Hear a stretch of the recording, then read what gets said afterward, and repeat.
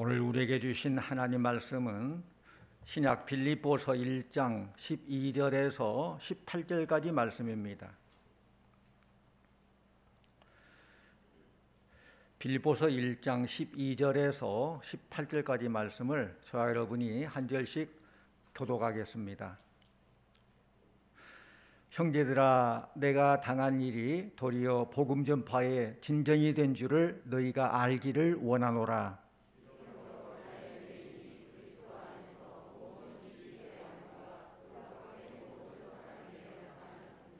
형제 중 다수가 나의 매임으로 말미암아 주 안에서 신뢰함으로 겁 없이 하나님 말씀을 더욱 담대히 전하게 되었느니라.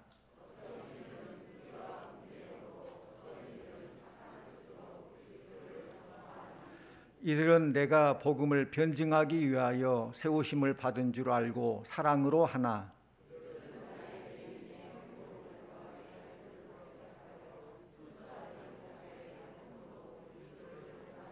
함께합니다.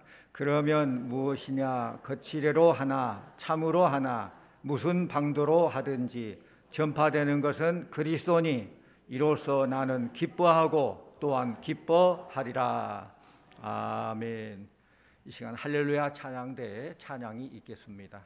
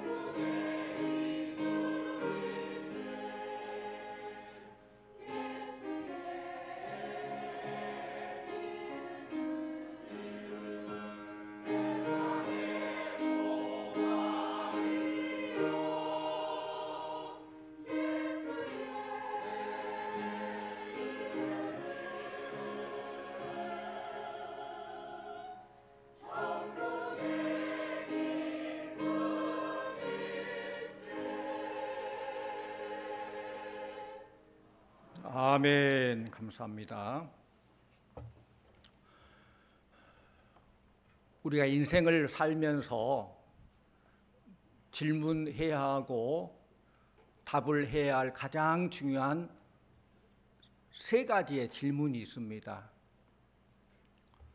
인생은 어디로부터 오는가?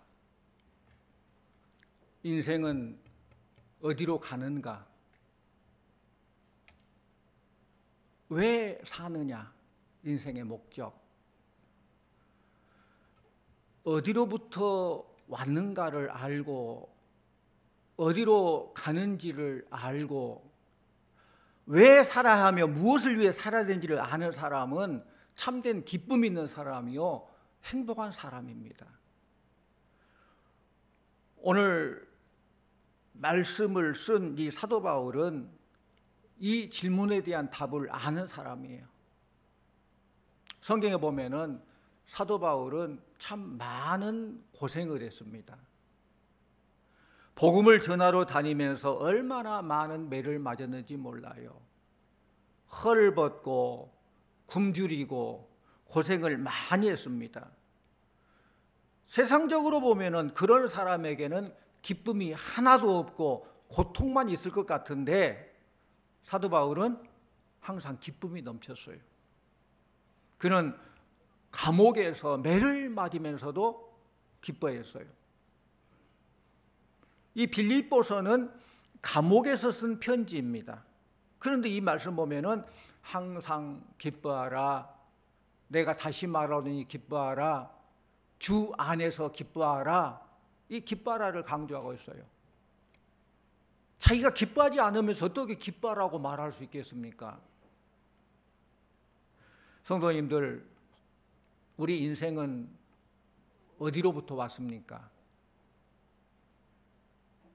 믿음을 가진 성도들은 알죠. 물론 우리 인생은 부모로부터 왔다 대답할 수 있겠죠. 그럼 그 부모는 어디서 왔습니까? 그 부모로부터 그리고 하나님으로부터 온 거예요. 우리 인간은 하나님의 형상에 따라 창조받은 존재입니다. 모든 피조물 가운데 인간만이 하나님의 형상으로 창조된 존재이기 때문에 우리 인간은 정말로 존귀한 존재예요. 그러나 불신자들은 그 존귀함을 모르기 때문에 인간이 원숭이에서부터 진화되었다고 주장하기도 해요. 인간이 하나님으로부터 왔다는 것을 모르고 어디로 가는지를 모르고 왜 사는지를 모르는 삶의 목적을 모르기 때문에 결국 타락한 삶을 살게 된다는 것입니다. 진화론은 인간을 타락시키고 인간의 존엄성을 동물과 다름없이 그저 잘 먹고 잘 살고 죽으면 모든 끝난다라고 생각하는 무신론자를 만들어요. 하나님을 모르는 사람들은 자신이 어디서 왔는지도 모르고 어디로 가는지도 몰라요. 성도님들, 그렇다면 우리 인생 어디로 가는 겁니까? 하나님으로부터 왔다고 했어요. 하나님이 창조하셨고 하나님 뜻에 따라서 이 땅에 보냄을 받았습니다. 그럼 우리는 어디로 갑니까? 예수 믿고 구원의 확신 있는 사람들은 자기 자신이 천국을 간다는 걸 압니다. 죽어도 영원히 사는 천국의 삶을 산다는 것을 압니다. 천국에 간다는 것을 알기 때문에 소망이 있고 이 땅의 죽음을 두려워하지 않아요. 죽으면 천국에서 영원히 사는 것을 믿기 때문에 죽음을 두려워하지 않습니다. 한국 최초의 여자 박사이고 이화여대 총장을 지냈던 김환란 박사님은 이렇게 유언을 했어요. 유언할 때 나는 인간의 생명이 영원 불멸하다는 것을 믿는다. 그리고 날마다 하나님께서 주시는 힘대로 더 좋은 생명길을 찾기 위해 살아왔다. 내가 죽거든 절대로 울지 말고 찬송만 불러주세요. 그렇게 유언을 했어요. 그에게 구원의 확신이 있으니까 죽으면 우리 주님 계신 곳, 하나님 계신 곳에 간다는 것을 알기 때문에 죽음을 두려워하지 않고 슬퍼 울지 말고 찬송을 불러달라, 그렇게 유언을 했던 것입니다. 그러나 예수님을 믿는다고 하면서도 구원의 확신이 없다거나 아예 예수를 믿지 않는 사람들은 자신이 어디로 가는지를 모르기 때문에 늘 앞날이 불안하고 죽음에 대한 두려움이 많이 있습니다. 우리는 구원의 확신으로 죽어도 영원히 사는 천국의 삶을 산다는 것을 믿고 소망 가운데 늘 승리하시기를 축원합니다. 그렇다면 왜 사느냐? 우리 삶의 목적이 무엇입니까? 인생의 목적을 무엇에 두고 사느냐? 이건 우리 인생에 있어서 가장 큰 숙제예요. 하나님을 모르는 사람들은 세상적인 즐거움을 위해서 살아요.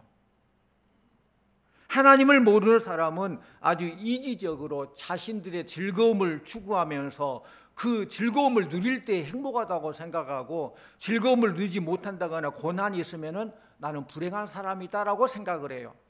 그런 시각으로 사도 바울을 보면 사도 바울의 말로 참 불행한 사람이죠. 그래서 사도 바울은 저는 감옥에 갇혀서도 매를 맞으면서 자기는 늘 행복한 사람이다, 나에게는 참된 기쁨이 있다, 그렇게 말하지 않습니까?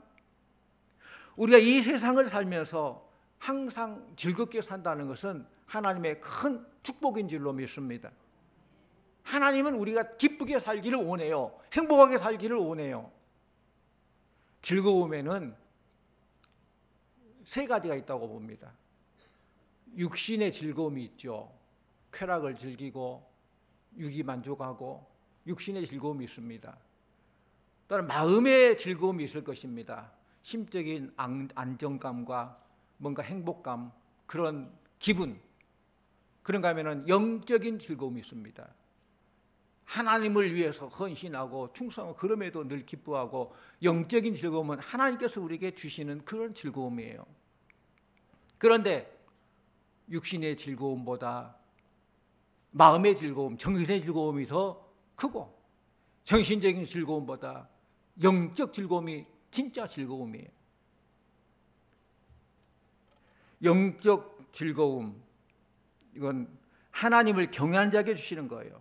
하나님을 경외하는 자에게 하나님을 경외하는 즐거움이 있다면 얼마나 행복합니까? 우리 전도서 2장 24절 말씀 우리 함께 읽고 합니다. 화면 보고. 사람이 먹고 마시며 수고하는 것보다 그의 마음을 더 기쁘게 하는 것은 없나니 내가 이것도 본즉 하나님의 손에서 나오는 것이로다. 네. 먹고 마시고 수고하는 것, 이것보다 마음이 더 기뻐하는 것이 더 중요하다. 근데 이 모든 것이 다 먹고 마시는 것도 육적인 즐거움도 마음의 즐거움도 영적 즐거움 다 하나님의 손에서 나온 것이다. 그런데 영적인 기쁨은 물질의 많고 적음과 상관이 없어요. 죽고 사는 것과 상관이 없어요. 사도 바울과 같이 어떤 환경 속에 있어도 항상 기뻐할 수 있는 것, 이게 영적인 기쁨이에요. 하나님으로부터 오는 즐거움이 있을 때 우리 인간은 그야말로 행복해지고 만족하게 되고 이 땅에 사는 동안에 제일 복된 삶을 살게 된다는 것입니다. 세상적인 즐거움의 문제가 뭐냐? 세상적인 즐거움의 첫 번째 문제는 우리에게 궁극적인 만족을 주지 못한다는 거예요. 세상적인 즐거움은 낙을 누리는 그 순간뿐이고 그 시간이 지나면 더 갈급하게 돼요. 목이 말라서 바닷물을 퍼서 마시는데 막 마실 때는 시원할지 모르지만은 그 갈증이 더해서 나중에는 걷잡을 수 없게 되는 거예요. 이게 바로 세상적인 즐거움 한계예요. 은을 좋아하는 자는 은으로 만족감이 없고 금덩어리를 좋아하는 자는 금으로 만족감이 없기 때문에 세상적인 즐거움으로는 절대로 우리가 참 만족을 누리지 못한다는 사실입니다. 또 두 번째로 세상적인 즐거움의 한계는 인간을 타락시키는 것입니다. 세상적인 즐거움을 누리면 누릴수록 인간은 더 타락하게 됩니다. 솔로몬과 같이 믿음이 좋은 사람도 세상 즐거움을 누리다가 부족함이 없는 그런 환경적인 그런 삶을 누리다가 결국은 타락하게 되잖아요.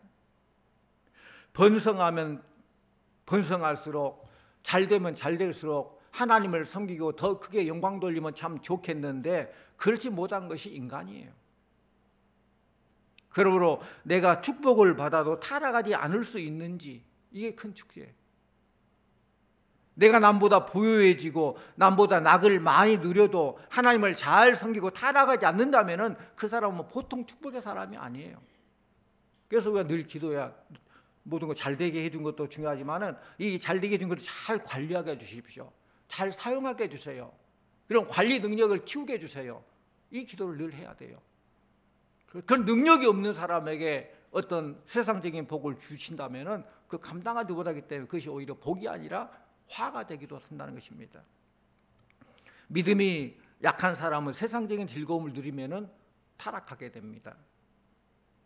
그렇기 때문에 내가 남보다 부유해지고 남보다 낙을 많이 누려도 하나님을 잘 섬기고 타락하지 않는다면 그 사람은 축복의 사람인데 그걸 감당하지 못한다면 이것이야말로 화라는 거예요. 또 세 번째로 세상적인 즐거움의 한계는 하나님과 멀어지게 해요. 인간은 세상적인 즐거움을 누리면 누릴수록 하나님과 멀어지게 되고 점점 멀어지면 나중에는 하나님을 떠나게 된다는 것입니다. 또 마지막으로 세상적인 즐거움의 한계는 반드시 고난이 따라옵니다. 쾌락을 추구하면 추구할수록 반드시 따라오는 것이 고난이에요. 쾌락적인 그런 삶을 사는 사람은 타락하게 되고 하나님으로부터 멀어지고 그래서 죄 가운데 살게 되고 많은 고난을 당하게 됩니다. 여러분, 우리 한번 기껏 생각해 보십시오. 우리가 타락을 해서라도 즐거움을 누리는 것이 좋습니까? 고난이 있어도 하나님을 기쁘게 하는 그런 삶을 사는 것이 좋습니까? 후자죠. 고난이 있더라도 하나님을 기쁘게 하는 삶, 참된 삶을 사는 것이 더 좋습니다. 그러므로 타락하고 죄 가운데 빠진 자에게 고난을 주는 것은 오히려 축복이라는 거예요. 말을 안 듣는 자에게 사랑의 채찍을 때리는 그 자체는 곧 축복이라는 거예요. 하나님과 올바른 관계를 회복하고 더 하나님과 교제가 깊어지고 더 놀라운 하나님의 복을 받기 위한 그런 방편이라는 것입니다. 하나님께서는 쾌락을 추구하는 인간에게는 반드시 고난을 주십니다. 우리 전도서 7장 2절 말씀 우리 함께 복용합니다. 한번 가져옵니다. 전도서 7장 2절 초상집에 가는 것이 잔치집에 가는 것보다 나으니 모든 사람의 끝이 이와 같이 됨이라. 산 자는 이것을 그의 마음에 둘지어다. 그러니까 지혜자의 마음은 초상집과 잔치집 어디를 갈 것이냐 할 때에 지혜자는 초상집에 간다는 것입니다. 지혜자가 초상집에 간다는 것은 나도 죽는다, 나도 하나님 앞에 서게 된 때가 있다는 걸 항상 생각하고 산다는 거예요. 그 사람을 보면서 그 초상하는 것을 보면서 아, 나도 언젠가는 죽겠지, 나도 살아있는 그동안 잘 살아야겠다, 다시 한번 마음을 되잡고 다시 새로운 결단, 새로운 출발을 하게 된다는 것입니다. 반면에 어리석은 사람은 신나게 놀면서 하나님을 완전히 잊어버리고 그날 밤에 내가 죽어서 하나님 앞에 서게 된다는 것도 잊어버리고 타락하게 된다는 것입니다. 어리석은 인간은 쾌락만 추구하다 타락하게 되고 결국에는 큰 고난을 당하게 되는 것입니다. 학자들의 연구에 의하면은 우리가 웃을 때 얼굴 근육이 이완되어서 뇌로 가는 그런 혈류량이 증가되게 되고 암세포를 파괴하는 자연 살상세포인 NK세포가 증가된다고 그래요. 웃을 때 암세포도 파괴되고 건강하게 되고, 그런데 억지로 웃는 웃음도 효과가 있다는 거예요. 억지로라도 웃으라는 거예요. 그럴 때 그런 NK세포가 많이 증가해서 암세포가 파괴된다. 또 혼자 그냥 웃는 것보다 함께 여럿이 같이 웃는 것이 더 효과적이다라는 그런 연구 발표가 있어요. 오늘 본문에 보면은 사도 바울은 도무지 기뻐할 수 없는 상황 속에서 그는 기뻐해요. 사도 바울이 기뻐할 수 없는 두 가지 장애물이 있습니다. 첫째는 그 어디에 있어요? 감옥이라는 고통스러운 환경입니다. 기뻐할 수 없는 첫 번째 장애는 환경입니다. 또 두 번째는 자신을 너무 힘들게 하는 사람들이 있어요. 기뻐할 수 없는 두 번째 장애물은 인간관계입니다. 바울은 그것을 극복하고 오히려 기뻐하고 또한 기뻐하고 있습니다. 오늘 살고 있는 우리 그리스도인들은 어떻게 기뻐하며 살 수 있을까? 우리가 정말 기뻐하기를 원하는데, 나도 기뻐하고 살 줄 아는데, 기쁨이 좋은 줄 아는데 기뻐할 일이 있어야 기뻐하지요 라고 하지만은 사도 바울은 기뻐할 일이 있어 기뻐합니까? 그건 아니잖아요. 감옥이라는 환경 속에서도 자기를 노리고 비방하고 죽이려고 하는 인간관계 속에서도 그는 모든 장애물을 극복하고 참된 기쁨을 누렸다는 것입니다. 환경의 장애물을 만났을 때에 하나님의 주권에 대한 신앙으로 극복해야 돼요. 오늘 말씀에 보면은 사도 바울에게 도무지 기뻐할 수 없는 그런 상황이 전개되는데 그럼에도 불구하고 그는 기쁨의 삶을 선택했습니다. 그러니까 기쁨은 주어지는 것이 아니라 선택하는 것입니다. 한번 따라해 볼래요? 기쁨은 주어지는 것이 아니라 선택하는 것이다. 아멘. 사랑하는 성도님들, 기쁨을 선택하시기를 바랍니다. 행복도 마찬가지요. 행복도 주어진 거 아니라 선택하는 거예요.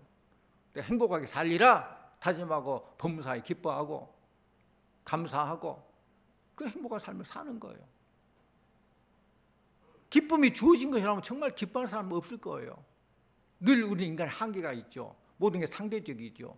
이것 주어지면 참 기뻐하리라 하지만 그 기쁨이 영원합니까? 세상적 기쁨은 또 더 많은 것이 있어야, 더 많은 것이 있어야 끝이 없는 거예요.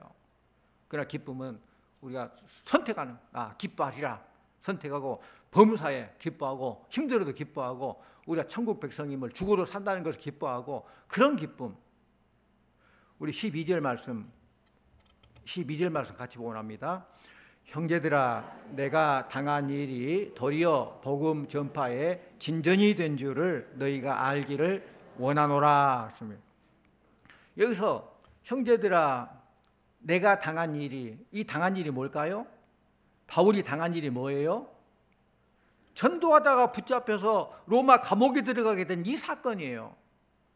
바울은 이런 환경적인 장애물 앞에서 이렇게 반응합니다. 나의 당한 일이 도리어 복음 전파에 진전이 된 줄을 너희가 알기를 원하더라. 그러니까 자기는 알았다는 거예요. 내가 이렇게 고생하고 감옥에 갇혀 매도 맞고 핍박받은 이것이 오히려 복음 전파에 진전이 되었다. 이걸 나는 알고 있는데 너희들도 알기를 원한다. 그런 말씀이에요. 우리 13절 말씀도 같이 봅니다. 13절. 이러므로 나의 매임이 그리스도 안에서 모든 시위대 안과 그 밖의 모든 사람에게 나타났으니. 네. 로마 시위대, 이 로마 시위대는 로마 황제를 경호하고 있는 그런 특수부대예요. 황제를 경호하는 부대예요. 그러니까 바울은 지금 죄수였지만은 요즘 말로 하면은 좀 사상범, 특별 관리 대상이었어요. 그래서 황제를 경호하는 경호팀 그곳에서 지금 갇혀 있는 거예요. 그래서 그 당시 감옥은 규칙상 한 4교대, 6교대를 계속 해야 됩니다. 근데 여기는 특별한 로마 황제를 경호하는 곳이기 때문에 그곳에 관리하는 자들도 시위대들도 고급 장교들이에요. 아무나 아니에요. 고급 장교들이 하루에 4교대, 6교대를 하면서 계속 사도 바울을 지키고 있는 거예요.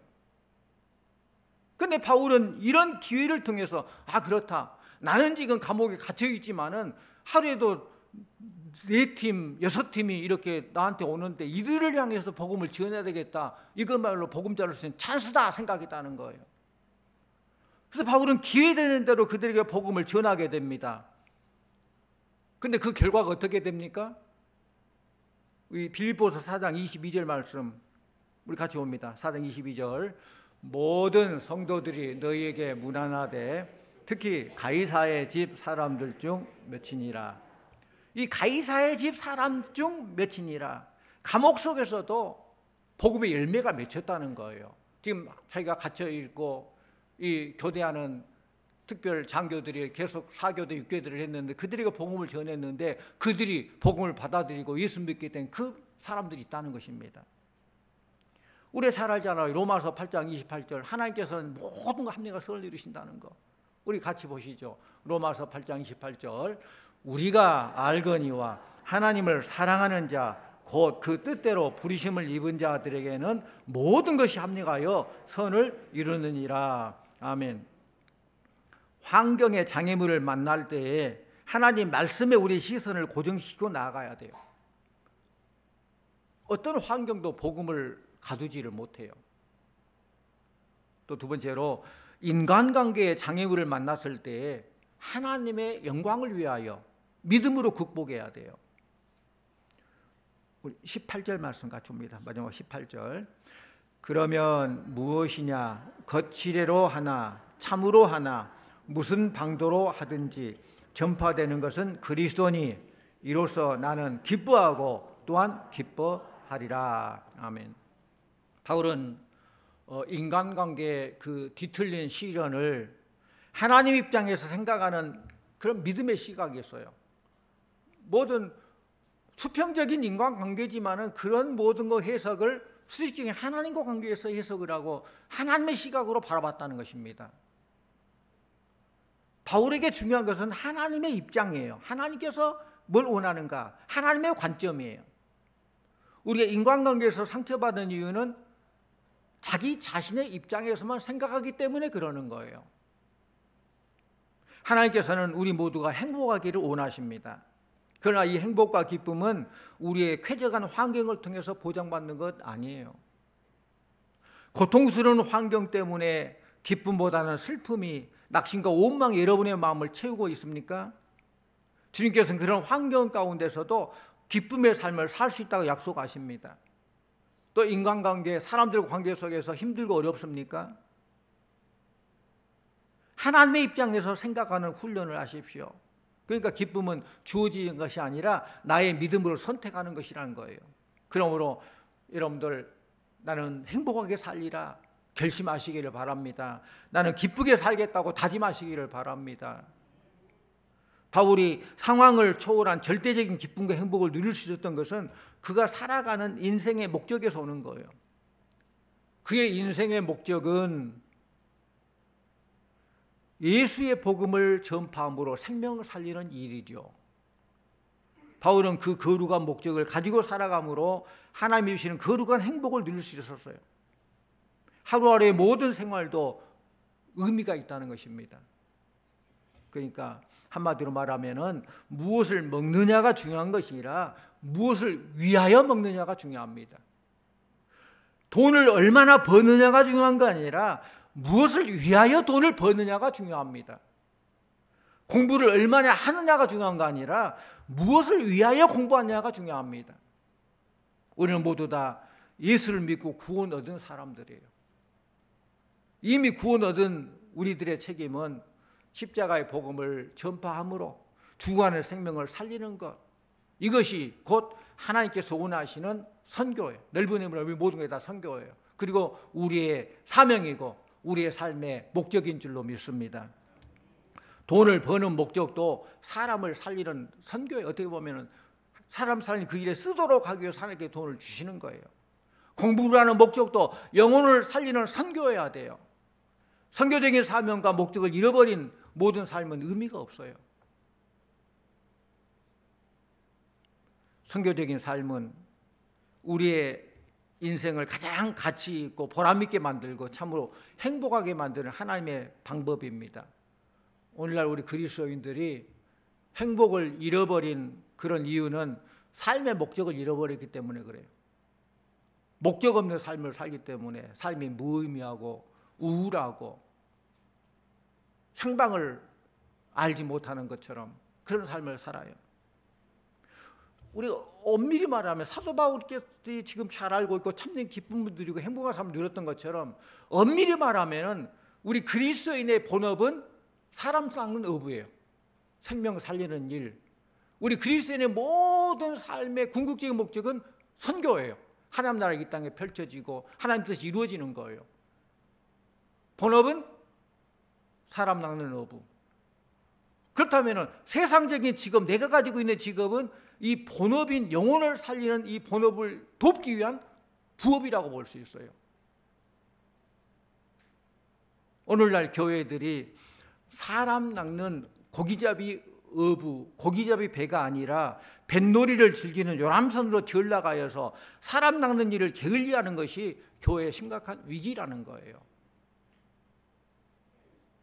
그리스도인의 참된 행복이 진정 어디에 있습니까? 하나님께 부름받아 이 거룩하고 가치 있는 생명을 살릴 일에 힘쓰는 데 있다는 것입니다.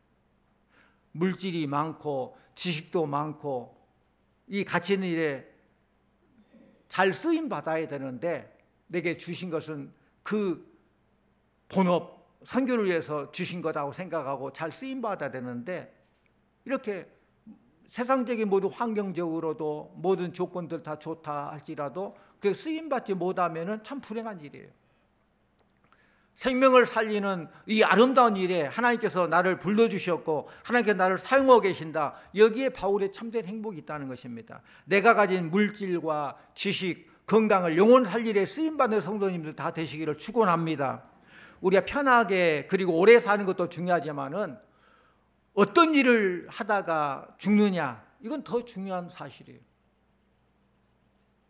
세상 내 욕심을 위해서, 세상적인 즐거움을 위해서 오래도록 100세 100일 살면은 무슨 의미가 있어요.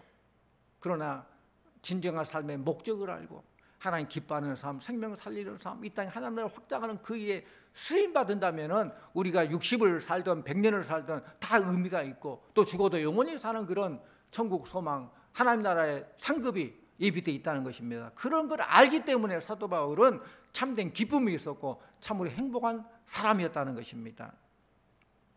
그리스도인의 행복, 이것은 예수 그리스도의 복음을 전하는 일에 생의 목적을 둘 때 진실로 누릴 수 있는 거예요. 참된 행복은 죽어가는 생명을 살리는 가치 있는 일에 우리가 가진 지식, 건강, 물질을 쓰임받을 때 참된 행복이 다가오는 것입니다. 이러한 그리스도인의 참된 행복이 가득한 인생이 되시기를 축원합니다. 그리고 이 광야 같은 험하고 힘든 삶에서도 세상을 이기며 세상에 선한 영향을 끼치는 주님의 사람으로 주님이 약속하신 그 기쁨의 삶을 살아가고 참으로 나는 세상이 주보다는 기쁨이 있다, 참으로 나는 행복한 사람이다 고백하면서 환경으로 주어진 그런 행복이 아니라 행복을 선택하고 기쁨을 선택하고 행복한 삶, 기쁨의 삶을 살아가는 우리 성도님들 다 되시기를 간절히 축원합니다. 기도하십시오. 하나님 아버지 감사합니다. 우리들은 세상 사람들과는 달리 어디서부터 왔고 어디로 가는지 또 삶의 목적이 무엇인지를 아는 우리들입니다. 주님, 그 목적을 분명히 알고 이 세상이 주보다는 참된 기쁨과 행복을 누리는 주의 종들 다 되게 하여 주시옵소서. 예수님의 이름으로 기도하옵나이다. 아멘.